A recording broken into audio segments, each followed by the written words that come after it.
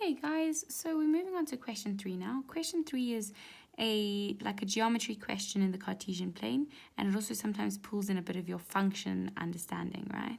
Okay, so it says in the diagram P, R, which is 3 and 5. Let's just make sure we know what we're doing here. S, which is down here, T, which is over here. There's an unknown, so we're probably going to have to solve for that. Are vertices of a trapezium. Okay, we see that these guys are parallel, right? RS and PR cut the x-axis, right? So, sorry, RS and PR cut the x-axis, so they're just saying that these are intercepts. And C, at D and C that we've given us coordinates. They said PT and RS cut the axis at E and F respectively. Okay, so again, these are intercepts, except here they're x-intercepts. These ones are y-intercepts. And then it says PEF, right? This little guy here, theta, is just drawn on the diagram. We're probably going to have to figure him out. Okay. So it says write down the equation of PR. Now, PR is just the straight line here, right?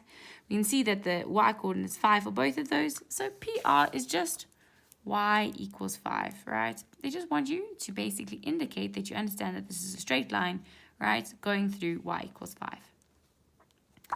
Let's now go on to the next question. So it says, calculate the gradient of RS. Okay, so now you could be saying, okay, how does one go about that? Well, here's RS, right? We know that we can calculate the gradient, right? We can calculate the gradient. I just want to see if it's given on the formula sheet. It is. Wonderful. There's the gradient for the formula sheet.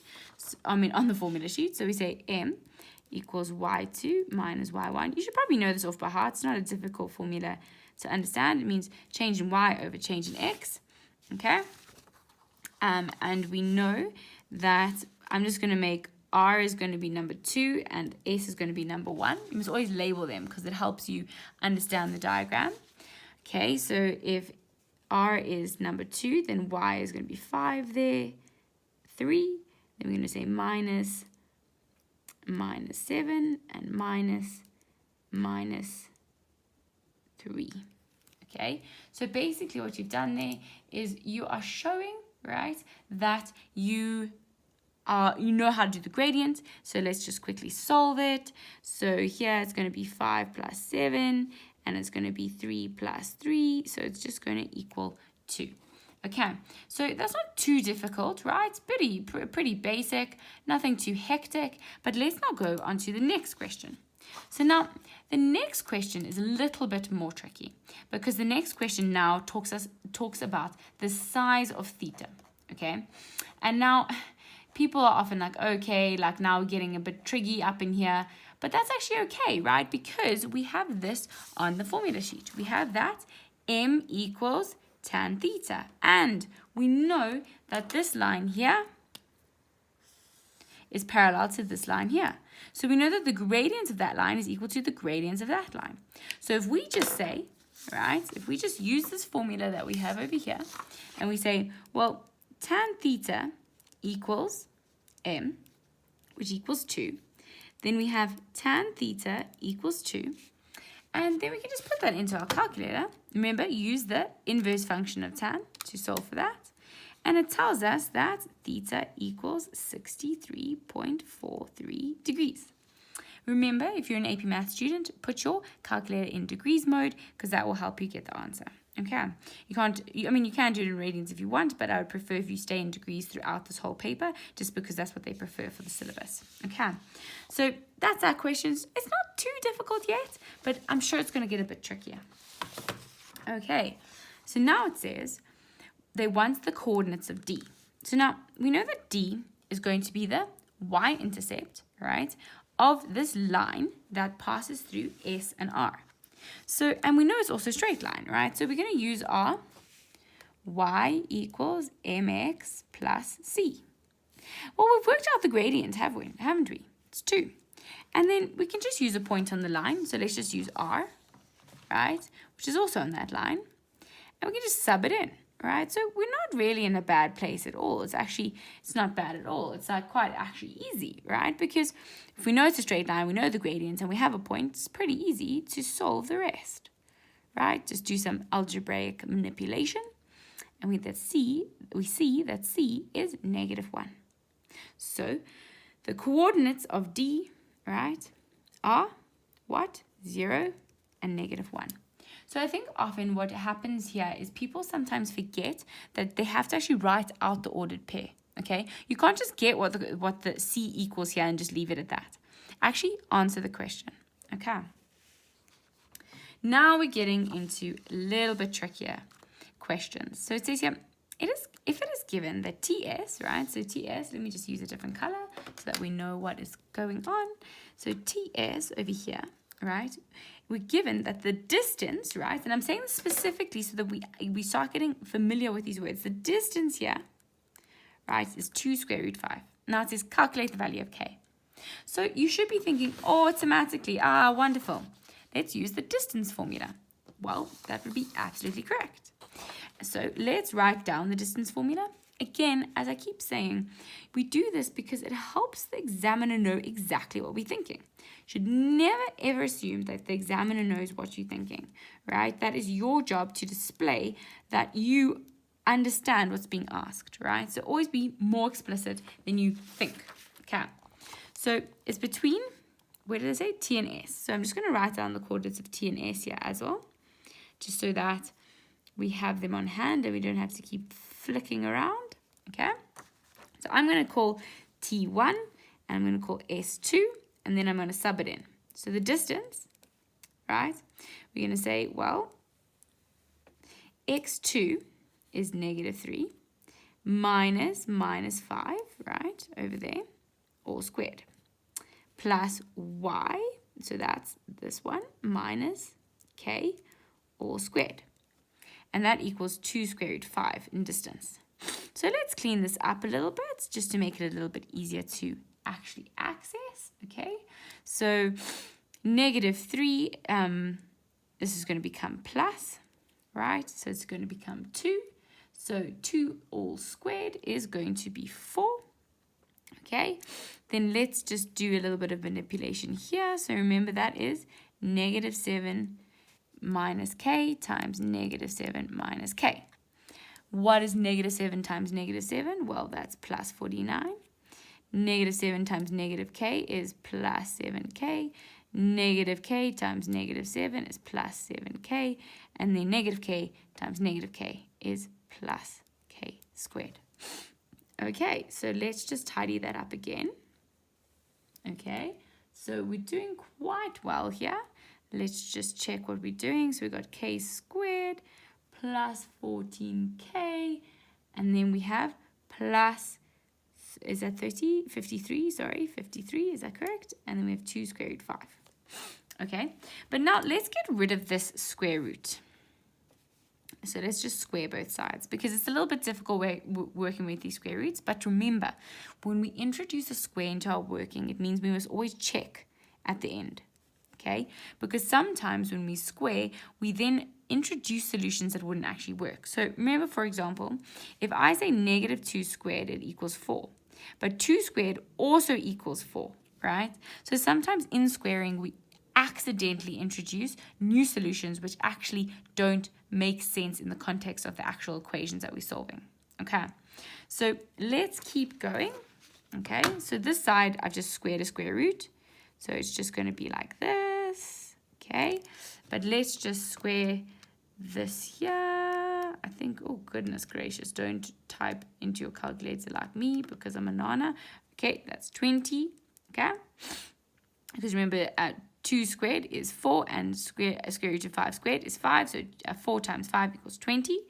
So then we have 0, K squared plus 14K plus 33, okay?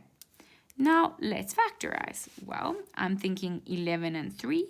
So K plus 11, K plus 3.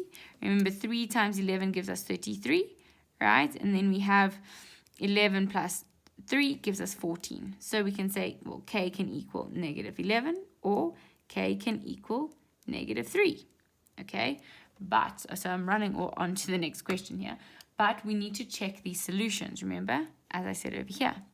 So let's go back and check if we put, I just want to see, if we put it into here,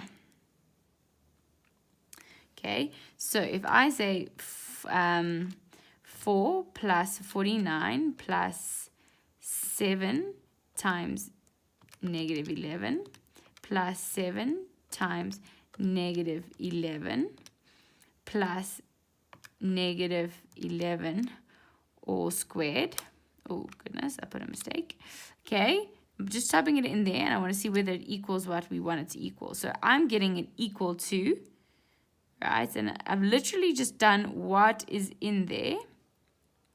Okay, let me just double check if I've done something wrong here. Negative 11 plus negative 11 plus negative 12 squared. Perfect. So then we square root that and we get 2 and square root 5.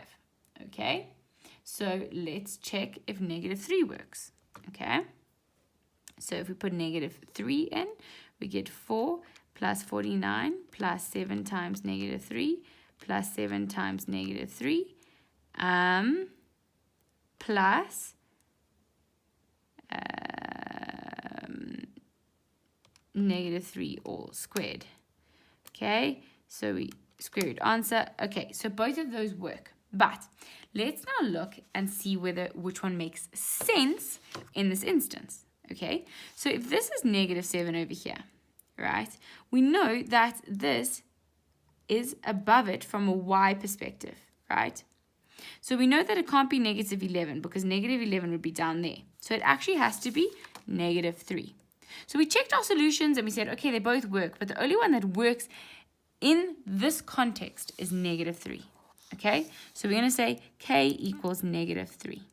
Okay, so it's important to check and it's important to rationalize and it's important to make sure that it makes sense in the context of the diagram. Okay, so that's that. We've done that question. Let's move on to 3.4. So it says parallelogram TD. So let's get this right. TDNS. So there's like kind of like a, so it says TDNS. So it kind of looks like, oh goodness, I drew so ugly here, but that's what it kind of looks like, right? So this is N over here, right?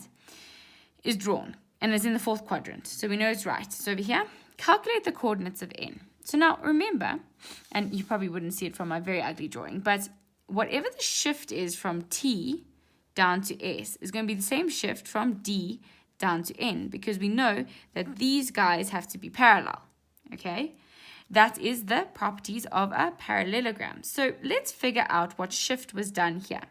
So we know that we went from, and let me just write it over here. So T went from 5 and negative 3, sorry, negative 5 and negative 3, to S, which is negative 3 and negative 7. So we know that we plus 2 and we plus 4, right? So the X we plus 2 and the Y we plus 4.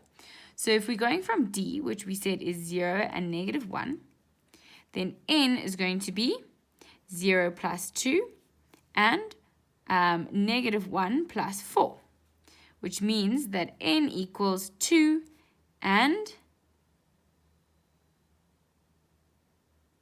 3. Is that correct?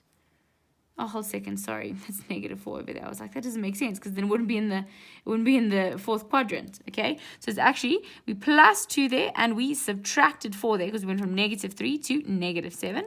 Perfect. So we did that over here. We said plus 2, negative 4. So N is down here. So N is actually X equals 2 and it's Y equals negative 5. So it actually makes sense. I didn't draw this very nicely. Sorry about that. But that makes sense, right? It is 2 and negative 5. Okay.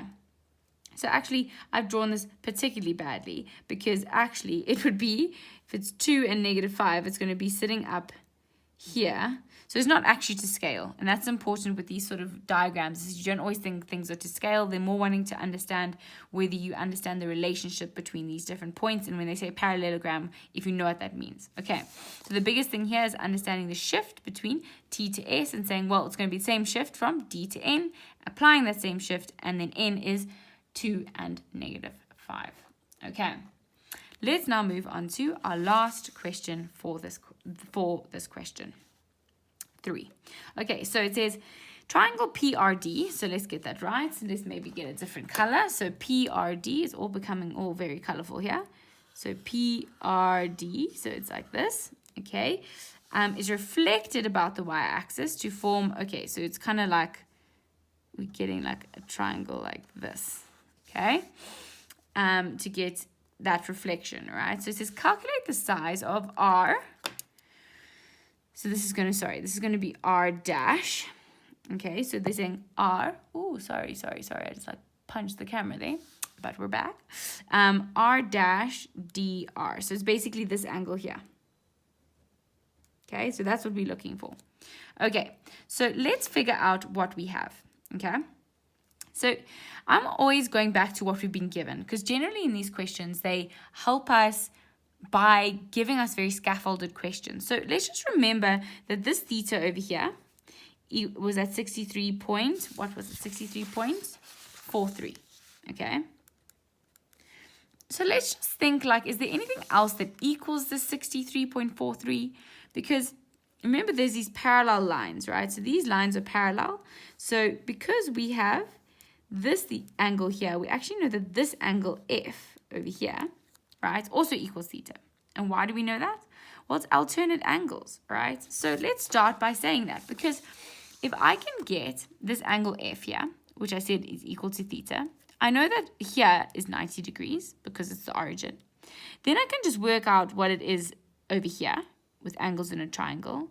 And then I can just double that, because we know that these two angles are equal, right? Because it's reflection, okay, over the x-axis, over the y-axis, okay? So let's just write this down in a very structured way. So we say firstly, we say theta equals 63.43 degrees. And we'll just say that's proven. It was proven in 3.2.2. So we don't have to go do like a whole spiel there. But then we say, well, actually angle F, and remember they give you this answer sheet here so that you can kind of label it. So you can say, like, I don't know what you call this in Greek. It's some Greek sign. I can't remember what it is now, but it's like, it looks like a trident, right? So this trident guy here, he equals the same as theta. So you can say, well, the trident guy equals the same as theta, which equals 63.43, right? Because of alternate angles. And then remember, with alternate angles, you always have to state the parallel lines. You can't just be doing high diddly eye. You have to actually state what parallel lines enable that alternate angle. So it's TP is parallel to SR. TP parallel to SR. Okay. And remember, with geometry, guys, it's very important to give reasons for what you're doing. You can't just write whatever you want. Geometry is all about giving reasons. It's being rational, right? And saying this is why these things are related the way they're related. Okay. And then we say, okay, so we know that this, and I'm just going to use this drawing here because the other one's becoming a bit colorful. Well, we know that this triangle here, OFD, right, is a right angle triangle because it's at the origin. So we know that angle O, and I'm going to just call it O1, right? We can say, well, we also know that O1 equals 90 degrees because it is the origin. Okay. And we know that triangle OFD, the sum of angles equals 180. Okay. Therefore, I'm going to just draw this other reflection over here. I'm going to call this D1 and D2, right? So then we say, well, then we know that D1 is going to equal 180 degrees, right? Minus the 90 degrees, minus the 63.43 degrees, okay? Because of angles in a triangle, okay? Because we know that the angles in a triangle always equal 180, okay? So now we go 180 minus 90 minus 63.43, okay? And then we know that D1 equals 26.57 degrees, okay? So that's that, okay? Not a problem. We've worked out what D1 is.